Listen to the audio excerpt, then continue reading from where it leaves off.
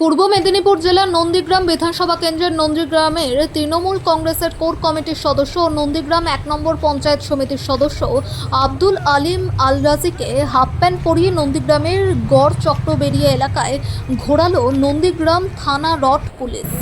২০২৪ সালের লোকসভা নির্বাচনের আগে নন্দীগ্রামের সোনাচূড়া গ্রাম পঞ্চায়েত এলাকার মনসা বাজারে এক মহিলা বিজেপি কর্মীকে খুন সহ একাধিক অভিযোগে অভিযুক্ত এই তৃণমূল নেতা হলদিয়া মহকুমা আদালতের নির্দেশে এখন নন্দীগ্রাম থানার পুলিশ হেফাজতে রয়েছে।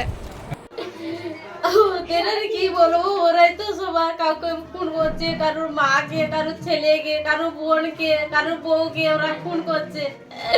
তাই আমি আমাদের শুভেন্দু বাবুর মুখ্যমন্ত্রীর কাছে আবেদন করব, ওই দুষ্কৃতীরা যেন শাস্তি পায়, ওরা যেন গোড়াদের পিছনেই থাকে, তবে আমরা তো শান্তিতে থাকবো।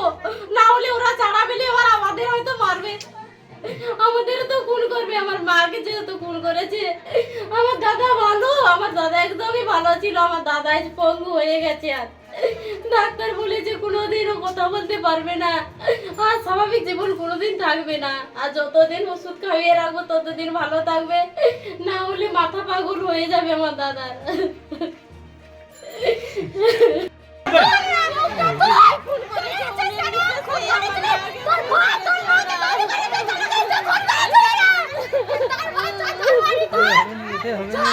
বাইরে চিৎকার আছে, হবে নি।